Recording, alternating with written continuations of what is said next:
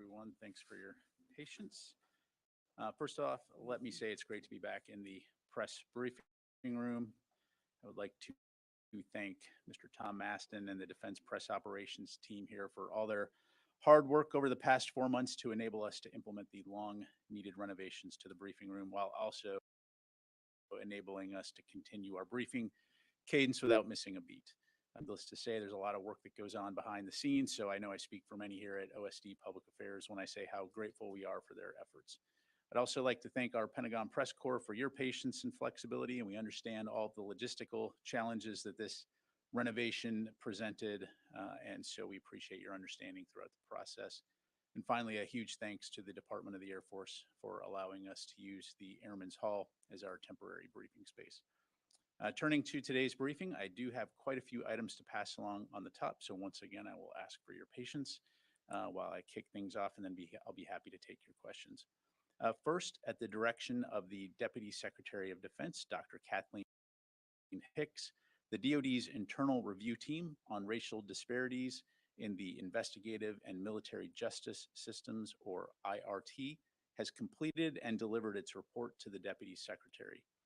The IRT was charged with addressing root causes of racial disparities in the investigative and military justice systems and providing actionable recommendations to improve department policies, processes, and resources to address such disparities. The IRT's report details a total of 17 recommendations based on 3 lines of effort, which include training and education, service member protections, oversight, and transparency. The IRT also found that additional data and research are warranted to identify and address root causes, mitigate bias, and eliminate disparities. The Department of Defense is taking a deliberate approach to the implementation of the IRT's recommendations with the launch of a 120-day assessment that will be led by the Undersecretary of Defense for Personnel and Readiness. Taking care of our military community is a top priority for the department, and we remain determined to eliminate racial disparities throughout our armed forces. DoD will continue to work to identify the causes of any racial, ethnic, or gender disparities in the military justice system, and the IRT memo and report will be available later today on defense.gov. Separately, earlier this week, Secretary Austin concluded a successful trip to the Indo-Pacific region and to Europe, during which he made stops in Japan, Singapore, India, and France. Each stop afforded the opportunity to meet with counterparts to discuss our continued focus and shared vision of a free and open Indo-Pacific region at a time of real momentum in our key relationships. As highlighted in his speech at the Shangri-La Dialogue, more and more the countries of the Indo-Pacific have come together around this shared vision of the future in which all nations are free to thrive on their own terms without coercion or intimidation or bullying.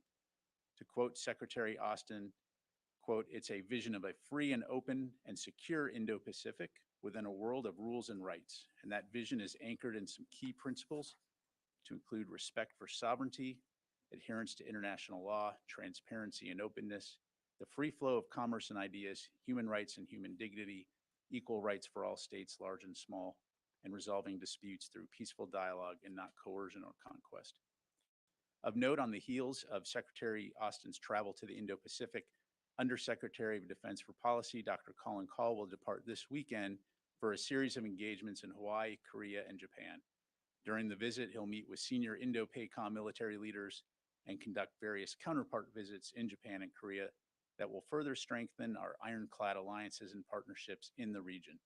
Readouts from the Undersecretary's engagements will be posted on the DoD website. And in other travel news, Secretary Austin will travel again next week to Brussels, where he and Chairman of the Joint Chiefs of Staff, General Milley, will host an in-person meeting of the Ukraine Defense Contact Group on June 15, followed by the NATO Defense Ministers meeting on June 16. We'll provide additional details regarding the trip in the near future.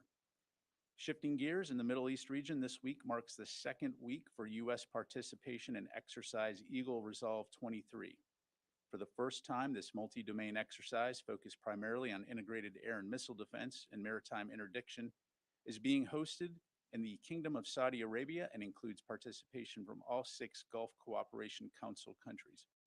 Separately, nearly a half dozen partner nation air forces from across the U.S. Central Command area of responsibility came together today in support of a B-1 bomber-led U.S. Strategic Command Bomber Task Force mission that culminated in a pair of live-fire events on ranges in Jordan and Saudi Arabia.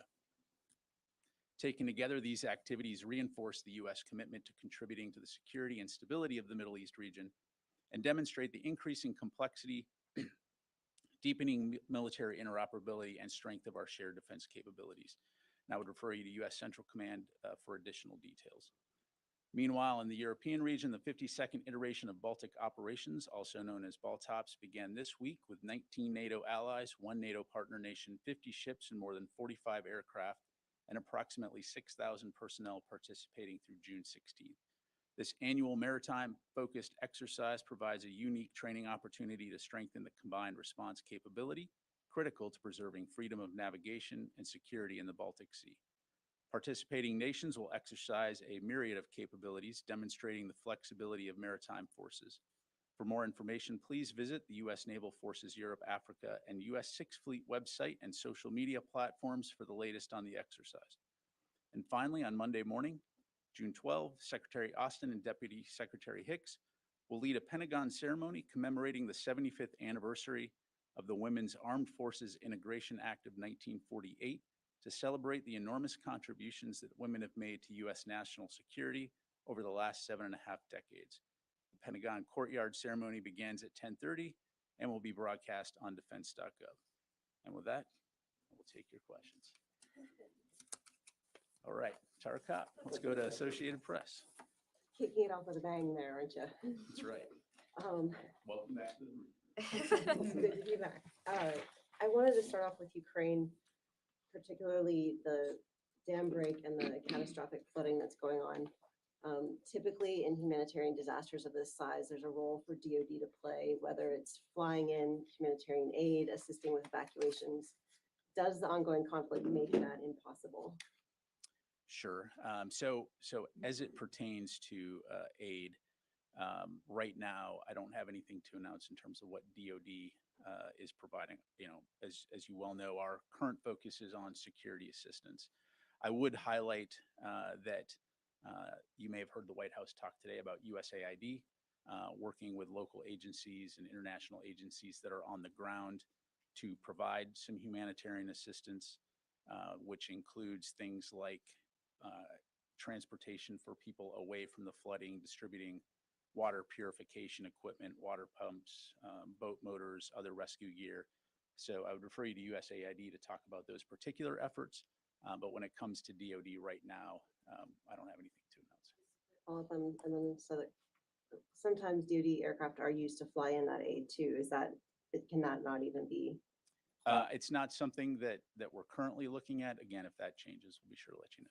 And secondly, there's a lot of reporting right now that the counteroffensive has begun based on activity you're seeing on the banks of the river in Zaporizhia.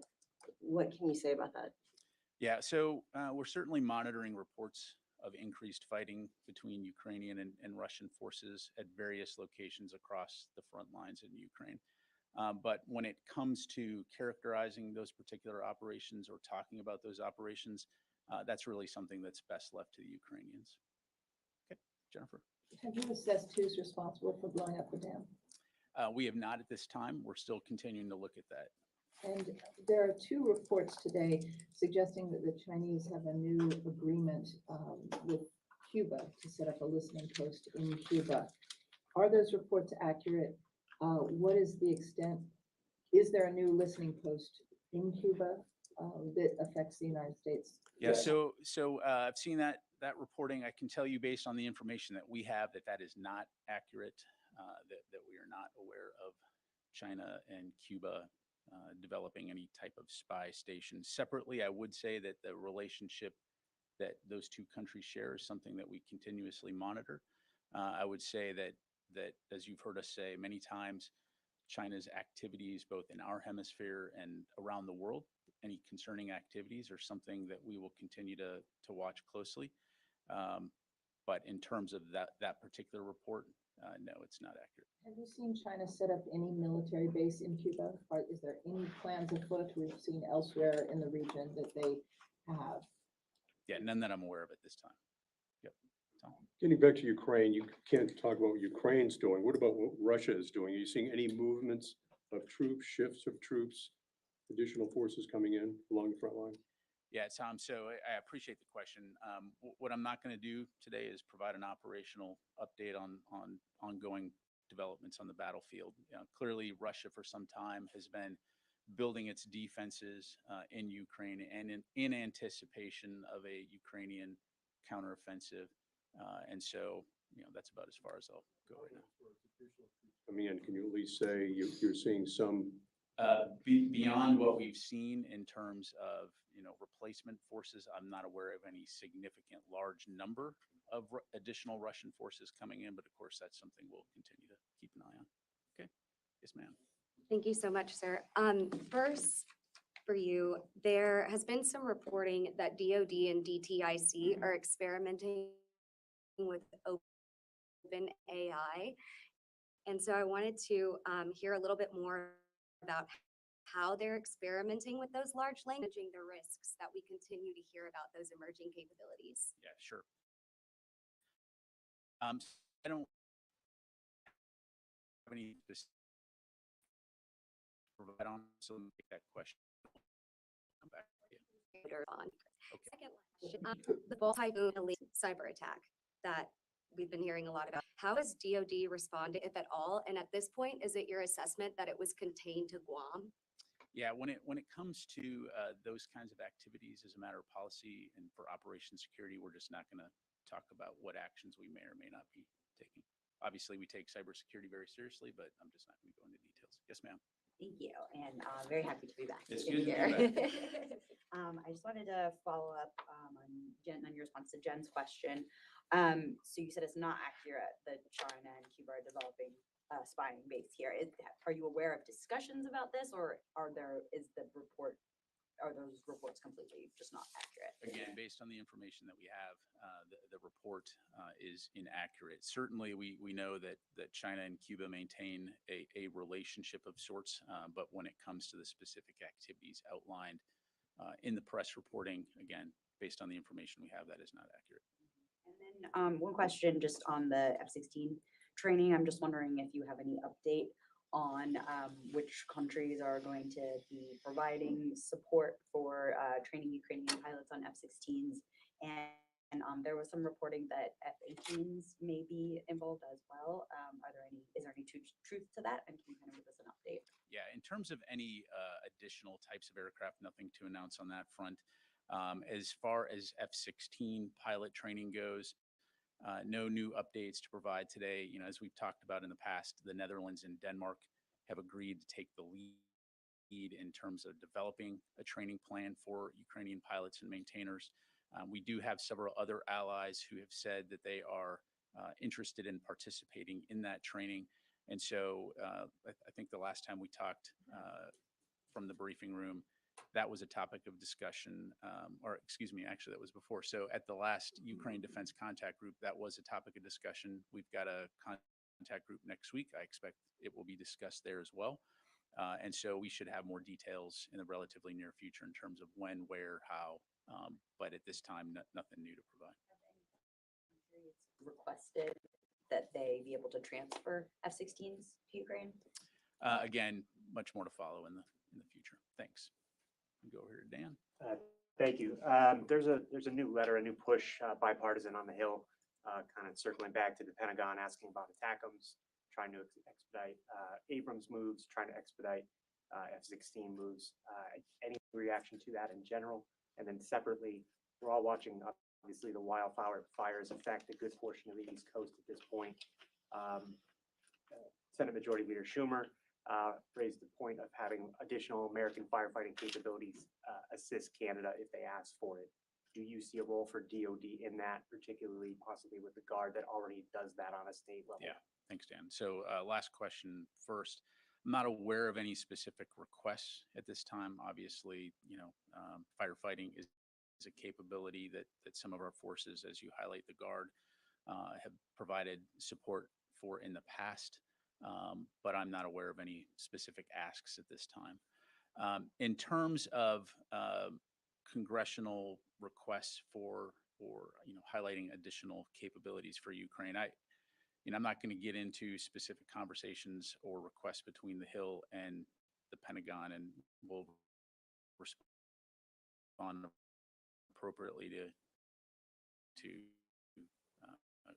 Congress when and as those requests be announced today. In that regard, as we have been from the very beginning, we'll continue to talk very closely with our Ukrainian partners, with our allies, on what Ukraine's most pressing needs are. And so, as we've talked about many times, we are committed to supporting them both in the near term and in the long term. And we'll continue to keep you updated as there are new developments on that front. Thank you. Yes, sir.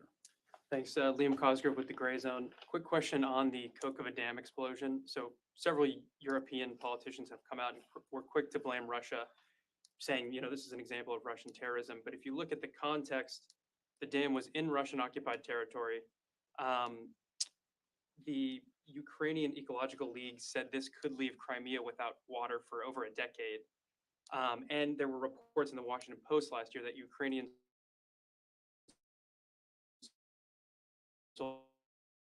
soldiers were explicitly looking at targeting this dam, and they even as to who might have done this, and are you entertaining the possibility that in Ukraine? Yeah, well, like as you heard us say, we're continuing to assess how this could have happened. So, all great questions, but at this point, it's all speculation. And so, I'm not going to get into hypotheticals or speculate. I think it's very clear, however, the reason we're in this situation is because Russia invaded Ukraine. And so it's obviously a terrible humanitarian tragedy. And you heard me talk here a little bit ago about how the U.S. government is attempting to assist the Ukrainians on the humanitarian front. But in terms of how this dam could have been destroyed, again, it's something that we're continuing to look into. Thanks. More broadly, we have seen before where Ukraine, avoids culpability and is quick to blame Russia, like that missile that went into that they said was Russia, turned out it was actually Ukraine by accident. So is there a concern that they're not being totally transparent with us, and that, efforts like this with the dam, putting the dam aside because we don't know who did it, but that, an effort like that with the missile in Poland and perhaps the dam are attempting to draw us deeper into the conflict by blaming Russia, when we don't know yet? Yeah. So, you started your question with, more broadly speaking. So I'll do the same. I'll talk more broadly here. As we say in the Air Force, from 10,000 feet, again, why are we in this situation? In February of 2022, Russia invaded Ukraine and attempted to eliminate it as a country. So the Ukrainians naturally have a right to defend themselves, and we have a right to be able to support them to defend themselves.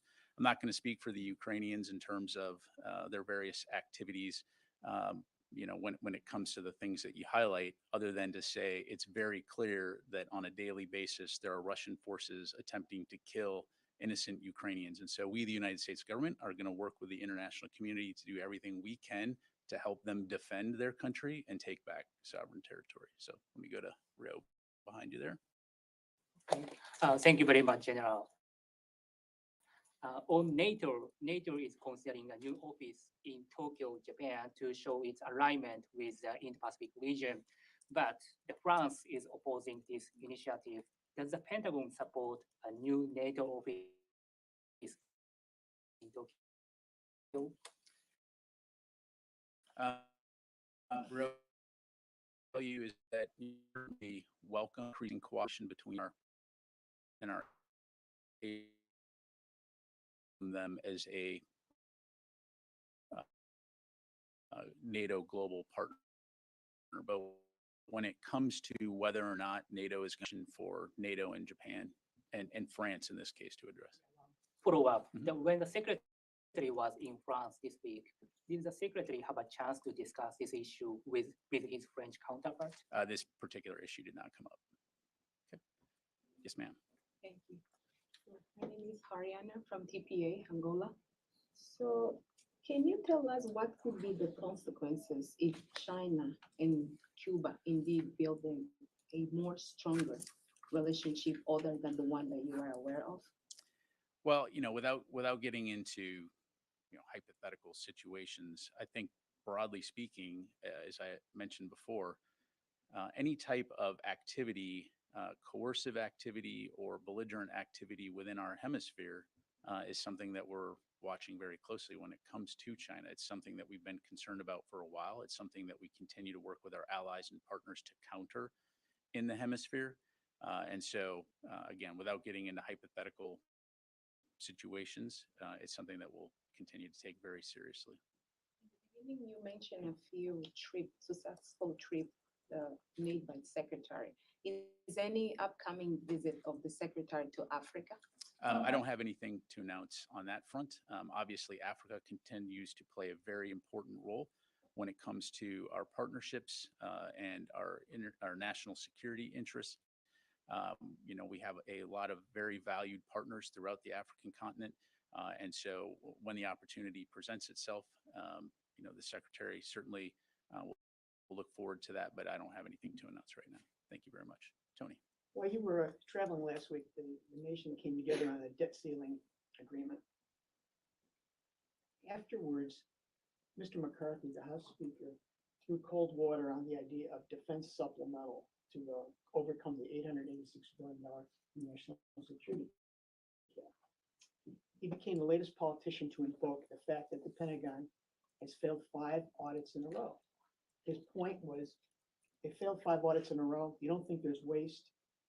This has become a recurring theme among members. He's the highest ranking. We bring it up again. How do you respond to that? The Pentagon they failed 5 audits. Is there a correlation between the failure of the audits and effectively spending appropriated dollars from Congress? Should I be concerned if I don't live in Washington? You fail 5 audits and you're wasting my money, you're getting more money every year. Yeah, thanks, Tony. So a couple things. So first of all, when it comes to audits, I would tell you that the department welcomes the scrutiny and the transparency that audits provide. These audits are part of a long-term effort to transform and modernize the DoD and help us transform, in terms of providing the kinds of capabilities that the country expects. Any entity as large as the department, there's going to be challenges in terms of when you conduct these types of audits, and it's going to take time and it's going to take investment. While we currently fall short of having a clean audit of our financial statements, we do receive favorable audit opinions on a significant amount of our resources. And there are controls in place to help ensure that taxpayer resources are being spent as intended by Congress. So this is something that we're going to continue to take very seriously. We understand what we've been charged with as a department in terms of national security and the appropriate use of taxpayer resources, and so we'll continue to stay after it. Listen to you hear correctly. There's not a real correlation between failed audits and effectively spending, obligating dollars Congress authorizes and appropriates every year. They're 2 different entities, 2 different mechanisms. When it comes to managing the resources of the department, again, we're going to do everything we can to effectively manage and spend those dollars. When it comes to the audit, again, that's something that we're going to continue to work very hard in terms of ensuring that we can track where those dollars are being spent and how they're being spent. One transparency question too. About a week and a half ago, the department disclosed that SpaceX received a contract for Starlink terminals. They refused, your body refused to even allow how much of the contract was worth. Can you go back and revisit that? These are white systems, it's not classified. And I think the public's got a right to know roughly how much money is being spent on these Starlink terminals for Ukraine.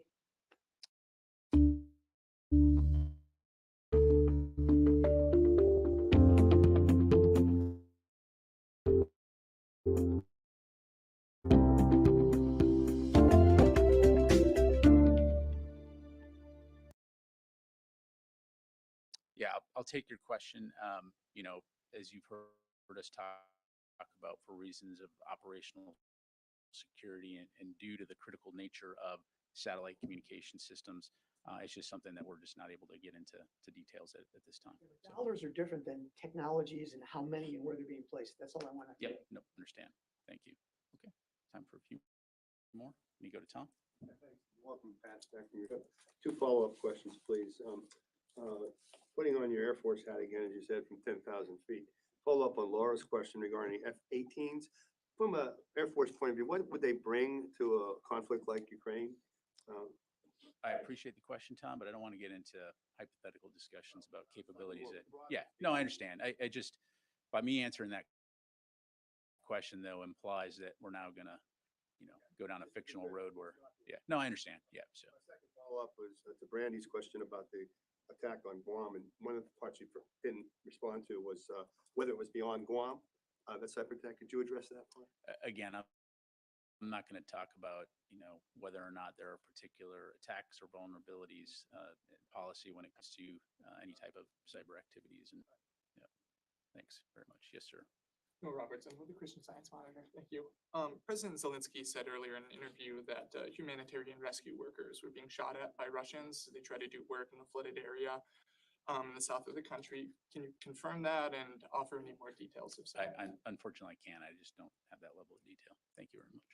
Okay. Go to the last two questions yet. Thank you. Quick question on North Korean so-called space launch. What is the current DoD's assessment on how soon North Korea is prepared for conduct the next launch? I mean, does DoD assess that it's technically possible for them to conduct the next launch very soon? Yeah. So I'm not going to get into any discussion of intelligence that we may or may not have on that front. I mean, as you know, the North Koreans have stated their intent to do that. You heard multiple leaders, to include U.S. and international leaders, to include Secretary Austin from Singapore, condemn North Korea's recent launch. It's destabilizing. It is in violation of UN Security Council resolutions. And so, again, we'll continue to stay in close consultation with our Republic of Korea and Japanese allies, as well as other allies and partners throughout the region, to continue to discuss this situation and continue to work together to deter potential aggression. Yes, sir. Last question. Thanks. So last week, the Pentagon rolled out a policy that was aimed at banning drag shows on military installations. What message does the Secretary hope service members take away from this policy change, especially in light of the fact that it came at the start of Pride Month? Yeah. So first, let me just reiterate up front that DoD recognizes June as LGBTQI plus Pride Month, and that we are very grateful for and acknowledge the many contributions of service members and DoD civilian employees from the LGBTQI plus community who serve our country. And as you well know, those of you who've covered DoD, we conduct special observance months to recognize the continuous achievements of all Americans and to American culture for increased awareness, mutual respect, and understanding, to include Pride Month. When it comes to drag shows, however, I would take exception. This has been a longstanding policy in terms of activities like this, that DoD will not host drag events at U.S. military installations or facilities. We became aware of the drag events during an April congressional hearing that there were drag events scheduled to take place at DoD installations and facilities. And so, again, the Secretary advised that the department will not host such events. And, drawing on my, just as a quick follow-up, drawing on my own Navy background, I know, crossing the line ceremonies, for example, feature one of the elements is oftentimes male sailors